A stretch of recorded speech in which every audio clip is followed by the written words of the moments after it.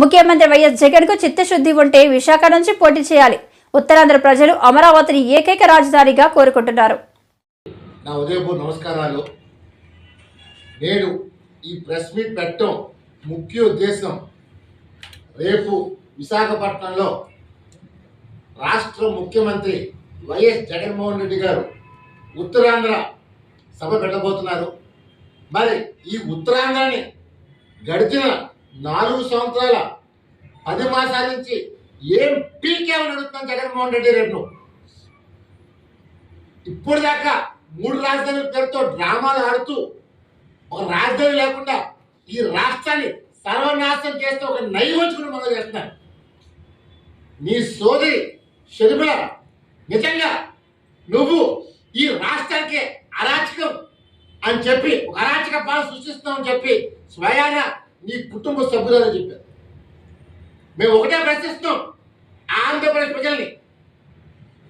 ఈ సైకో తన సైకోయిజంతో ఈ రాష్ట్రాన్ని అభివృద్ధిని పూర్తిగా సర్వనాశనం చేశారు. ఉత్తరాంధ్ర అభివృద్ధి చేస్తారని చెప్పి ఏ కోసం అభివృద్ధి చేయకుండా ఉత్తరాంధ్ర సంపద మొత్తం దోచుకెళ్ళిపోయారు. ఓ పక్కన నేను హిందువులని చెప్పి నమ్మించి రాష్ట్రంలో ఓటర్ని మోసం చేసిన జగన్మోహన్ రెడ్డి పైన త్వరలోనే స్వరూపానంద స్వామి పైన జగన్మోహన్ రెడ్డి పైన త్వరలోనే కోర్టులో కేసు అయిపోతాం. ఒక మతాన్ని అడ్డం పెట్టుకుని సిగ్గుండాలా కొడక మతంతో మాట్లాడతాం. We're proud to be Hindu, మేము హిందూ అని చెప్పుకుంటున్నాం. నీలాగా క్రైస్తవో హిందువో కానీ తారక నువ్వు. మేము మతానికి కించపట్టట్లేదు, ఎవరు మతాన్ని గౌరవించుకుంటారు, ఒప్పుకుంటారు. కానీ ఈ ముఖ్యమంత్రి గారు తన మతాన్ని కూడా చెప్పుకోవాలని ఒక దౌర్భాగ్యం ముఖ్యమంత్రి. ఇవాళ హిందూ ఓట్ల కోసం స్వరూపణ స్వామితో గోదావరిలో స్నానం చేయించి నేను హిందూ ప్రొజెక్ట్ చేసి హిందూ మనోభావాలు దెబ్బతీస్తున్న దొంగ స్వామి స్వరూపణ మనం చేస్తాను. కేవలం తనకి హిందూ అని చెప్పడం కోసం భీములిలో 15 ఎకరాలు భూమి నజరానా ఇచ్చారు అతి చౌకదారు. ఈరోజు ఈ ముఖ్యమంత్రి గారు కలెక్టర్ దగ్గర పెడతాడు, రైతులు దగ్గర పెడతాడు, ఎంఆర్ఓ దగ్గర పెడతాడు, పార్టీ దగ్గర పెడతాడు, అన్ని దగ్గర పెడతారు. కానీ ప్రభుత్వ భూములు మాత్రం దానం చేస్తారు. ఒక దొంగ స్వామి. నిజంగా శారదాపీఠం అది పీఠాన్ని అడుగుతాను, దానికి ఒక గుర్తింపు ముందు అడుగుతాను. మన అయోధ్య రామ మందిర ప్రతిష్ఠకి ఎందుకు పెళ్లి అడుగుతాను. ఇది ఒక పనికి మాని పీఠం అమలు చేస్తాను. కేవలం అది వైఎస్ఆర్సీపీ అడ్డా, మనీ ట్రాన్సాక్షన్స్ కి సెటిల్మెంట్స్ కి అడ్డాగా మారింది. ఎవరో ఇద్దరు ముఖ్యమంత్రులు వచ్చేస్తే అది పీఠం అయిపోదు. నిజంగా నీకు దమ్ముంటే నేను పీఠాలను తీసుకొస్తాను, ఒక కార్యక్రమం పెడతాను, నువ్వు వాళ్ళతో పోటీకి రాగాలని అడుగుతాను. నేను ఒకటే చెప్తాను, మీ పని మీరు చేసుకోండి. దయచేసి రాజకీయ దూరాన్ని ట్రై చేస్తే మాత్రం తెలుగు శక్తి ఊరుకోదు. ఈరోజు జగన్మోహన్ రెడ్డి గారు క్రైస్తవుడు అని చెప్పి తన సోదరు షర్మిల చెప్పింది.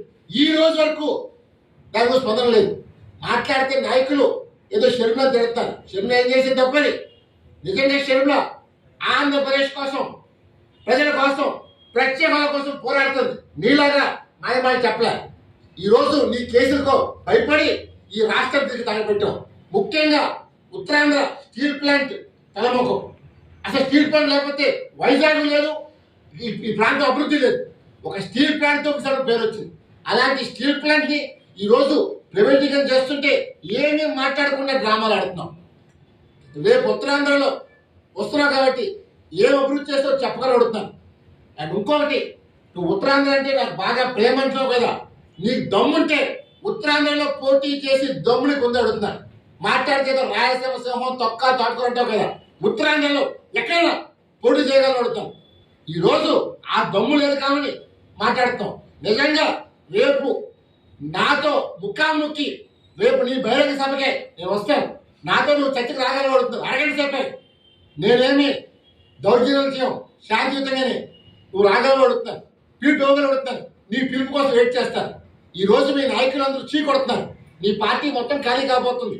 ఈరోజు ఏమి చేయలేక మొన్న తిరుపతిలో ఒక సమిట్లో 56 నెలలు చేశాను. ప్రజలు దిగిపోతారు. ప్రజలు దిగిపోమని ఈ రోజు కాదు, ఎప్పటి నుంచి దిగుపో అటు అంగన్వాడీ టీచర్లు, అమరావతి రైతులు, మహిళలు, యువత మొత్తం అందరూ మాకు ఈ సైకో వద్దు అని చెప్పి అంటారు. కానీ నువ్వే సిగ్గు లేకుండా పదవ పట్టి ఆడాడు. ఈరోజు నీ టైం అయిపోయింది, ఓడిపోతావు అని నీకు అర్థమైంది. అందువల్ల నేను నాడు చెప్పాను, నేడు చెప్తాను, రేపు చెప్తాను. ఒకే మాట, ఒకే పాట, ఒకే బాట తప్ప నీలాగా మాట తప్పుడు మనం తప్పుడు నీ పైన పోటీ చేస్తాం. నీకు నిజంగా దమ్ముంటే నా పైన చేయి. నువ్వు నేను చూసుకుందాం. నువ్వు రాయలసీమ సింహం, రాయలసీమ పిల్ల తేలిపోతుంది. అందువల్ల నువ్వు పిల్ల ఒప్పుకో, నీ పులివెందులే వచ్చి పోటీ చేస్తాను. ఆంధ్రప్రదేశ్ గౌరవం కాపాడతాను. తెలుగు జాతి కోసం ఇవాళ చంద్రబాబు నాయుడు, పవన్ కళ్యాణ్ కలిక ఈ రాష్ట్రం కోసం, ప్రజల కోసం ఈ రాష్ట్రాన్ని కాపాడుకుంటాం. ఈ జగన్మోహన్ రెడ్డి తరిగి కొడతాను. అదే నువ్వు నిజంగా దమ్ముంటే రేపు ఉత్తరాంధ్ర సభలో నన్ను పిలువు, నేను రెడీగా ఉన్నాను. తెలుసుకుందాం నువ్వా నేను. జై హింద్. రాజకీయాల్లో ఆటుపోట్లు ఎదురైనప్పటికీ ముందుకెళ్లాలని జనసేన పార్టీ అధ్యక్షులు పవన్ కళ్యాణ్ తెలిపారు. టీడీపీలో పొత్తులో భాగంగా 3వ వంతు సీట్లు తీసుకుంటామని పార్టీ నేతలకు పార్టీ ఇచ్చారు. నా వ్యక్తిత్వం చూపించడానికి మీకు తెలియజేస్తాను. నేను వారికి ఒకటే చెప్పాను. నేను బైబిల్ సూక్తిని చాలా చిన్నప్పుడు నాకు ఇమాన్యుయల్ టీచర్ అని ఆవిడ చెప్పిన మాట నాకు గుర్తుండిపోయింది. నన్ను చాలా దగ్గర తీసుకున్నారు. ఆవిడ చనిపోయారు, స్వర్గస్థులయ్యారు చాలా కాలం క్రితం. తనను తను తగ్గించుకున్నవాడు హెచ్చింపబడును అనే ఒక్క వాక్యం నాకు మహావాక్యం అయిపోయింది. ఒక్కోసారి అదే నాకు శాపం కూడా అయిపోయింది. నేను ఎప్పుడు తగ్గించుకుంటాను, సహాయం చేసి కూడా తగ్గించుకుంటాను. అది నాకు బైబిల్ తాలూకు ఆ మహావాక్యం ఒకసారి నన్ను తగ్గించేస్తాయి. నేనేమనుకుంటానంటే, నేను భగవంతుడి వాక్యాన్ని నేను విన్నాను, చూసేవాళ్ళకి అది మరీ నన్ను నేను చంపేసుకున్నట్టుగా ఉంది, తగ్గించేసుకున్నట్టుగా ఉంది అని నేను ఒకసారి అనుకున్నప్పుడు, ఎప్పుడు నాకు భగవంతుడు అండగా ఉన్నాడు. దాన్ని క్రైస్తని పిలవండి, అల్లా అని పిలవండి, లేదంటే ఈశ్వరుని పిలవండి, రామాని పిలవండి, జగన్మాత అని పిలవండి. ఆ సుప్రీం ఫోర్స్కి అది నిరాకారం. ఆ భగవతత్వం నన్ను ఎప్పుడు కాపాడింది. ఈ మాట ఎందుకు నేను ఉటంకిస్తున్నానంటే, నిన్న మండపేట, ఇది ప్రత్యేకించి ఎన్నికలకు సంబంధించిన విషయం కాబట్టి మీకు చెప్తా ఉన్నా. మండపేట నుంచి మన నాయకులు చాలామంది వచ్చి చాలా బాధపడిపోతూ ఉన్నారు. మనం పొత్తులో ఉండి మన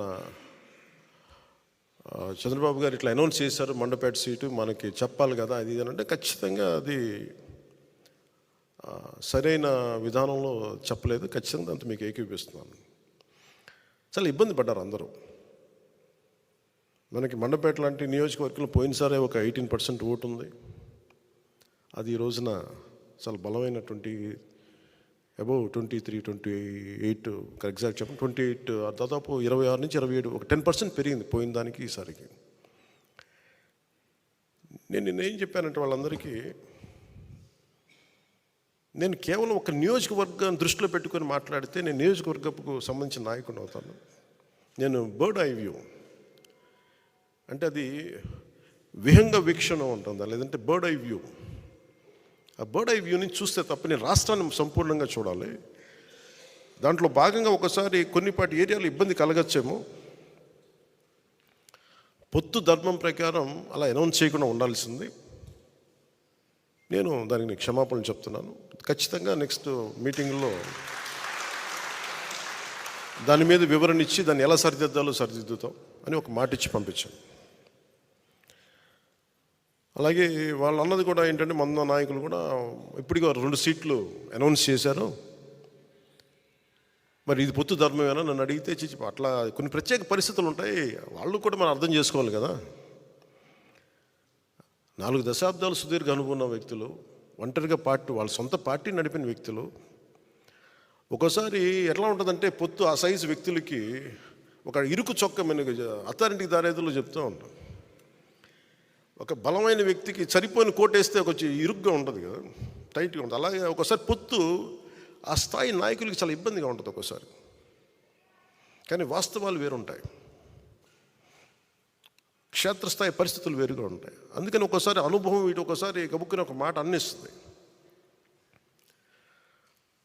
లోకేష్ గారు ఆ రోజు మా నాన్నగారు ముఖ్యమంత్రి ఎన్ని అన్నా కానీ ఇవన్నీ నేను ఎందుకు దాన్ని పెద్ద మనసుతో వదిలేస్తానంటే, ఒక పార్టీని 3 దశాబ్దాలు నడిపి 3 సార్లు ముఖ్యమంత్రులుగా ఉండి అలాంటి కుటుంబం నుంచి వచ్చిన వ్యక్తులు సహజంగా గబుక్కుని ఒక మాట వచ్చేస్తుంది. దాన్ని రాష్ట్ర ప్రయోజనాలను దృష్టిలో పెట్టుకొని జగన్ అనే వ్యక్తి ఇంకొకసారి వస్తే రాష్ట్రం అధోగతికి పాలవుతుంది అన్న ఒక్క ఆలోచన నన్ను చాలాసార్లు రెస్పాండ్ కానివ్వకుండా చేస్తుంది. వాళ్ళు అలా మాట్లాడారు కదా, మీరు ఇలా మాట్లాడచ్చు కదా అంటే అదే కదా తేడా అని చెప్తాను నేను. భారీ విగ్రహాలు పెడితే కడుపు నిండదు. గణతంత్ర వేడుకల్లో బీజేపీ వైసీపీపై సర్కారుపై షర్మిల విసురులో. ఇక వేరే ఎవరు అవసరం లేదు. ఈ విషయాలన్నీ ప్రజల్లోకి తీసుకువెళ్ళండి, కాంగ్రెస్ పార్టీని గెలిపించండి. మరొక్కసారి మీ రాజశేఖర రెడ్డి బిడ్డ శిరస్సు వంచి చేతులు జోడించి మనస్ఫూర్తిగా నమస్కరించుకుంటాం. అదన్నా చేసుకుందామంటే పోలవరం కూడా తాకట్టు పెట్టారు. చంద్రబాబు గారేమో ఒక రాజధాని అని అమరావతిని అంటే జగన్మోహన్ రెడ్డి గారు 3 రాజధానులని కన్ఫ్యూజ్ చేశారు. పోనీ 3లో ఏ ఒక్కటైనా అయ్యాయా అంటే ఏ ఒక్కటి కాదు. ఇప్పుడు మనకు 3 రాజధాని ఒకటైనా ఉందా? ఏదీ లేదు, ఏది అర్థం కాని పరిస్థితి. మరి ఏమి సాధించుకున్నట్టు? 10 సంవత్సరాలు అయిపోయింది. మనకు ప్రత్యేక హోదా లేదు, పోలవరం ప్రాజెక్టు లేదు, రాజధాని లేదు, అభివృద్ధి లేదు, అప్పులు మాత్రం మిగిలాయి.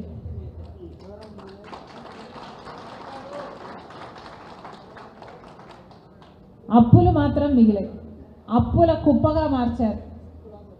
ఇది తప్పితే మనం సాధించింది ఏమీ లేదు. కనీసం విజయవాడకు ఒక మెట్రో అయినా ఉందా? విశాఖపట్నంలో ఒక మెట్రో అయినా ఉందా? ఆంధ్రప్రదేశ్ రాష్ట్రంలో ఒక మెట్రో కూడా లేదు. సౌత్ ఇండియాలో ఎక్కడా మెట్రో లేని రాష్ట్రం లేదు, ఒక్క మన ఆంధ్రప్రదేశ్ తప్ప. ఇది అవమానంగా లేదా? మనకు రాజధాని కూడా సాధించలేకపోయామంటే ఇది అవమానం కాదా? మరి ఇప్పుడు ప్రతిపక్షంలో టీడీపీ ఉంది, పాలకపక్షంలో వైసీపీ ఉంది. మొత్తం మనకు ఎంతమంది ఎంపీలు ఉన్నారు? 25 మంది ఎంపీలు ఉన్నారు. పోనీ 25 మంది ఎంపీలు ఉన్నారు కదా, ఏమి సాధించుకొచ్చారు? 5 ఏళ్ళు 10 ఏళ్ళు అంటే ఏమి సాధించుకొచ్చారు? గుండు సున్నా, ఏమీ సాధించలేదు. ఏం చేశారయ్యా అంటే బీజేపీతో దోస్తీ చేశారట. బీజేపీతో వాళ్ళ సంబంధాలేమో బాగున్నాయి. స్వలాభం కోసం ప్రజల ప్రయోజనాలను తాకట్టు పెట్టారు. స్వలాభం కోసం స్పెషల్ స్టేటస్ను తాకట్టు పెట్టారు. స్వలాభం కోసం పోలవరాన్ని తాకట్టు పెట్టారు. స్వలాభం కోసం రాజధానిని తాకట్టు పెట్టారు. మన రాష్ట్రాన్ని తాకట్టు పెట్టారు. బీజేపీకి టీడీపీ వైసీపీ బానిసలుగా మారారు. రాష్ట్ర ప్రజలను కూడా బీజేపీకి బానిసలను చేసే ప్రయత్నం చేస్తున్నారు. ఎందుకంటే ఇది ఎక్కడా లేదు, మన దేశంలో ఎక్కడా లేదు. బీజేపీ ఒక్క సీటు కూడా గెలుచుకోకుండా ఈరోజు ఎంతమంది ఎంపీలు ఉన్నారో అంతమంది ఎంపీలు మొత్తం బీజేపీకే సపోర్ట్. కానీ ఒక్క సీటు కూడా గెలుచుకోలేదు బీజేపీ పార్టీ. ఒక్క సీటు గెలుచుకోకుండానే బీజేపీ కైవసం అయిపోయింది ఆంధ్రప్రదేశ్. ఇక ఏమనాలి? వీళ్ళను బానిసలు కాదు అని బానిసలు కాకపోతే వీళ్ళని ఏమనాలి? వీళ్ళు బానిసలు, కట్టు బానిసలు అన్నారు. వీళ్ళు బానిసలు కాక ఆంధ్ర రాష్ట్ర ప్రజలందరినీ బానిసలు చేయాలని చూస్తున్నాం. ఇది తగదు అని మేము చెప్తున్నాం. కాంగ్రెస్ పార్టీ అధికారంలోకి వస్తేనే ఈరోజు స్పెషల్ స్టేటస్ సాధ్యమవుతుంది. కాంగ్రెస్ పార్టీ అధికారంలోకి వస్తేనే పోలవరం సాధ్యమవుతుంది. కాంగ్రెస్ పార్టీ అధికారంలోకి వస్తేనే మళ్ళీ రాజు రైతు అవుతాడు, రుణమాఫీ సాధ్యమవుతుంది. కాంగ్రెస్ పార్టీ అధికారంలోకి వస్తేనే ఆంధ్రప్రదేశ్ బాగుపడుతుంది అన్న విషయాన్ని కాంగ్రెస్ నాయకులు, కాంగ్రెస్ కార్యకర్తలు మొత్తం అందరం కలిసి జనాలలోకి తీసుకెళ్లాల్సిన సమయం వచ్చింది. రాహుల్ గాంధీ గారు ప్రధాని మంత్రి అయిన మొట్టమొదటి సంతకమే స్పెషల్ స్టేటస్, ఆంధ్రప్రదేశ్కు ప్రత్యేక హోదా ఫైలు మీద పెడతానని మాట ఇచ్చారు. ఈ విషయాలన్నీ మనకు ప్రజలకు వివరించాలి. ప్రతి కార్యకర్త ఒక సైన్యంలా మారాలి. ఒక్కొక్కడు ఒక్కొక్క సైనికుడిలా అని నేను అనటం లేదు, ఒక్కొక్కరు ఒక్కొక్క సైన్యంలా మారాలి అంటున్నాను. రెండిటికి తేడా ఉంది. ఒక్కొక్కరు ఒక్కొక్క సైన్యంలా మారాలి. ఈ రాబోయే 70 రోజుల్లో ఎన్నికల వరకు కష్టపడి పనిచేద్దాం. ప్రతి ఇంటి గడప ఎక్కుదాం, ప్రతి తలుపు తడదాం, ప్రతి ఒక్కరిని కలుద్దాం, ప్రతి ఎంతమందితో వీలైతే అంతమందితో మాట్లాడదాం, ఎన్ని సంఘాలను వీలైతే అన్ని సంఘాలను టచ్ చేద్దాం. ఇది మన వాస్తవ పరిస్థితి అని వాళ్ళకి ఎక్స్ప్లెయిన్ చేద్దాం. మనం ఇప్పుడు కాంగ్రెస్ పార్టీకి ఓటు వేసుకోకపోతే చరిత్రహీనులుగా మిగిలిపోతాం. మన భవిష్యత్తు మొత్తము నాశనం అయిపోతుంది. ఇవన్నీ మనం ప్రజలకు వివరించాలి, కష్టపడి పని చేయాలి. బూత్ లెవెల్లో కూడా ఎక్కడెక్కడైతే మండల లీడర్లు ఉన్నారో, ఎక్కడెక్కడైతే ఏ లెవెల్లో కాంగ్రెస్ పార్టీ నాయకులు ఉన్నారో, ఒక్కొక్క బూత్లో కనీసం మనకు 10 మంది అయినా ఉండాలి అని గట్టిగా అనుకొని మీ ఊర్లలో మీ స్థానాలలో గట్టిగా పని చేయండి. బూత్ స్ట్రెంత్ను పెంచుకోండి. కాంగ్రెస్ పార్టీ మెంబర్స్ పెరిగితే మన ఆర్మీ పెరుగుతుంది. మనం చెప్పాలనుకున్న మెసేజ్ ఇంకా క్లియర్గా పోతుంది. ఇవి ఆలోచన చేయండి. ఊరికే మెంబర్లుగా ఉండడం కాదు, మీరు ఆలోచన చేయాల్సింది. వైసీపీ నేతలపై ఏపీసీసీ చీఫ్ వైఎస్ షర్మిల మరోసారి తీవ్ర స్థాయిలో ఆగ్రహం వ్యక్తం చేశారు. షర్మిల ఏదో ఆశించి జగన్ కోసం తిరిగారన్న అధికార పార్టీ నేతల వ్యాఖ్యలపై ఏపీసీసీ చీఫ్ మండిపడ్డారు. పెడతానని మాట ఇచ్చారు. ఈ విషయాలన్నీ మనకు ప్రజలకు వివరించాలి. ప్రతి కార్యకర్త ఒక సైన్యంలా మారాలి. ఒక్కొక్కడు ఒక్కొక్క సైనికుడిలా అని నేను అనటం లేదు. ఒక్కొక్కరు ఒక్కొక్క సైన్యంలా మారాలి అంటున్నాను. రెండిటికి తేడా ఉంది. ఒక్కొక్కరు ఒక్కొక్క సైన్యంలా మారాలి. ఈ రాబోయే 70 రోజుల్లో ఎన్నికల వరకు కష్టపడి పనిచేద్దాం. ప్రతి ఇంటి గడప ఎక్కుదాం, ప్రతి తలుపు తడదాం, ప్రతి ఒక్కరిని కలుద్దాం, ప్రతి ఎంతమందితో వీలైతే అంతమందితో మాట్లాడదాం, ఎన్ని సంఘాలను వీలైతే అన్ని సంఘాలను టచ్ చేద్దాం. ఇది మన వాస్తవ పరిస్థితి అని వాళ్ళకి ఎక్స్ప్లెయిన్ చేద్దాం. మనం ఇప్పుడు కాంగ్రెస్ పార్టీకి ఓటు వేసుకోకపోతే చరిత్రహీనులుగా మిగిలిపోతాం. మన భవిష్యత్తు మొత్తము నాశనం అయిపోతుంది. ఇవన్నీ మనం ప్రజలకు వివరించాలి, కష్టపడి పని చేయాలి. బూత్ లెవెల్లో కూడా ఎక్కడెక్కడైతే మండల లీడర్లు ఉన్నారో, ఎక్కడెక్కడైతే ఏ లెవెల్లో కాంగ్రెస్ పార్టీ నాయకులు ఉన్నారో, ఒక్కొక్క బూత్లో కనీసం మనకు 10 మంది అయినా ఉండాలి అని గట్టిగా అనుకొని మీ ఊర్లలో మీ స్థానాలలో గట్టిగా పని చేయండి. బూత్ స్ట్రెంత్ను పెంచుకోండి. కాంగ్రెస్ పార్టీ మెంబర్స్ పెరిగితే మన ఆర్మీ పెరుగుతుంది. మనం చెప్పాలనుకున్న మెసేజ్ ఇంకా క్లియర్గా పోతుంది. ఇవన్నీ ఆలోచన చేయండి. ఊరికే మెంబర్లుగా ఉండడం కాదు, మీరు ఆలోచన చేయాల్సిందల్లా ఈ 70 రోజులు నేను ఎంతమందిని కదిలించగలను, ఎంతమందిని ఇన్ఫ్లుయెన్స్ చేయగలను. ఒక్కొక్కరు ఇన్ఫ్లుయెన్సర్గా మారాలి. ఒక్కొక్కరు ఒక సైన్యంలా మారాలి. ఎంతమందిని వీలైతే అంతమంది శ్రమవంచన లేకుండా ఈ 70 రోజులు పనిచేద్దాం. కాంగ్రెస్ పార్టీ అధికారంలోకి వస్తేనే ఆంధ్రప్రదేశ్కు భవిష్యత్తు ఉంది.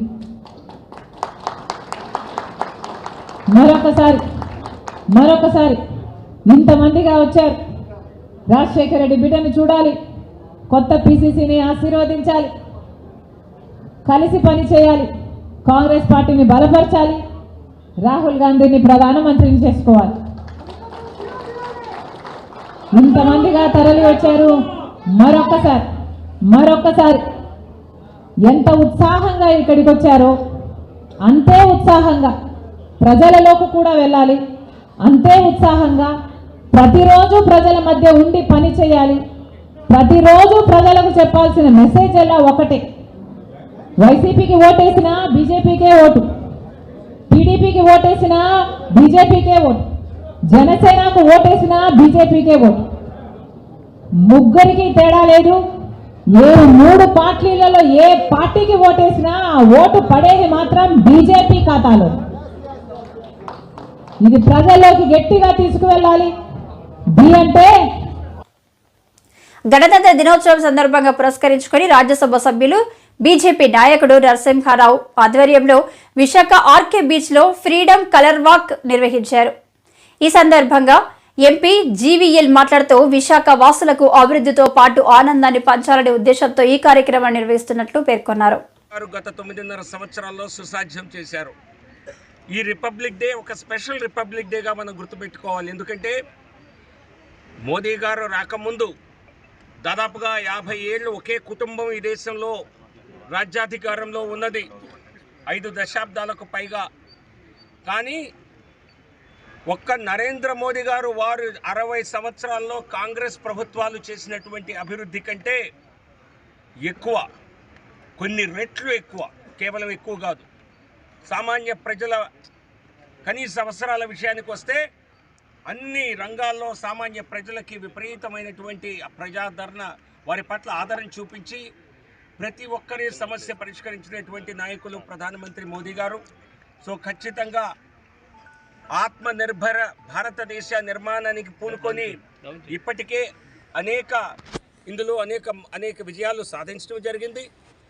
రానున్న 5 సంవత్సరాల్లో రేపు జరిగే ఎన్నికల్లో మళ్ళీ మోదీ గారే ప్రధానమంత్రి అవుతారని చెప్పి ఎవరిని అపోజిషన్ లీడర్స్ నిద్రలేపడిగినా చెప్తారు. బహుశా ఆ భయంతోనే కలవరంతోనే వాళ్ళు ఉండుంటారు. సో కాబట్టి మోదీ గారు మళ్ళీ ప్రధాని అవ్వటం, ఈసారి 350-400 సీట్లకు తగ్గకుండా సొంత మెజారిటీతో మళ్ళీ ప్రధాని నరేంద్ర మోదీ గారు ప్రధానమంత్రి అవ్వటం తథ్యం. ఈ దేశ అభివృద్ధి ఇక్కడితో ఆగదు. వచ్చే 5 సంవత్సరాల్లో ప్రపంచంలో 3వ అతిపెద్ద ఆర్థిక వ్యవస్థగా మనం ఎదగనున్నాం. అంతేకాకుండా అంతరిక్ష రంగంలో, స్పోర్ట్స్ రంగంలో, ఏ రంగాల్లో అయితే భారతదేశానికి పెద్దగా గతంలో గుర్తింపు లేదో ఆ రంగాల్లో కూడా భారతదేశం ఒక లీడర్షిప్ పొజిషన్ సాధించుకుంటోంది నరేంద్ర మోదీ గారి నాయకత్వంలో. మహిళా సాధికారత మోదీ గారి నాయకత్వంలో జరిగినట్లుగా మరెక్కడా జరగలేదు. ఈరోజు రిపబ్లిక్ డే ఉత్సవంలో కూడా మహిళా సాధికారత, మహిళల యొక్క ప్రాధాన్యత గురించే ప్రధానంగా చాటి చెప్పనున్నారు. సో కాబట్టి రానున్న 5 వసంతాలు కూడా మోదీ గారి హయాంలో భారతదేశం మరింత ముందడుగు వేస్తుందంటానికి ఎక్కడా ఢోకా లేదు. ప్రజలందరూ, దేశ ప్రజలందరూ, ముఖ్యంగా యువత నిన్న మోదీ గారు ఇచ్చిన పిలుపు మేరకు ప్రతి ఒక్కరూ తమ ఓటు నమోదు చేసుకుని, ప్రతి ఒక్కరూ తమ బాధ్యతగా ఎలక్షన్స్లో ఓట్ చేసి నరేంద్ర మోదీ గారిని మరొకసారి ప్రధాని చేయాలని ఈ సందర్భంగా కూడా మేము తెలియజేస్తున్నాం. నిన్న మోదీ గారు మాట్లాడుతూ ఒక మాట అన్నారు. నేను వేరే దేశాధ్యక్షులకి, ప్రపంచ నేతలకి, వారితో నేను కరచాలనం చేసినప్పుడు, షేక్ హ్యాండ్ ఇచ్చినప్పుడు అది వారు నాతో ఎంతో గౌరవంగా, భారతదేశ ప్రధానిగా నాకు ఆ గౌరవం ఇస్తారు. ఆ గౌరవం వెనుక నా ఒక్కడి యొక్క ఇమేజ్ కాదు, 140 కోట్ల భారతీయుల సమర్థన నా వైపు ఉన్నది అన్న కారణంగానే నా ఒక్క చెయ్యిలో 140 కోట్ల మంది భారతీయుల యొక్క శక్తి ఉన్నది అని మోదీ గారు చెప్పారు. సో అటువంటి నరేంద్ర మోదీ గారి నాయకత్వాన్ని బలపరిచి భారతదేశాన్ని మరింత ఔన్నత్యంగా, మరింత అభివృద్ధి చెందిన దేశంగా, మరింత ప్రపంచ స్థాయిలో గుర్తింపు పొందేలా అందరూ ముందుకు రావాలని ఈ సందర్భంగా కూడా పిలుపునిస్తూ నమస్కారం. జై హింద్, జై భారత్.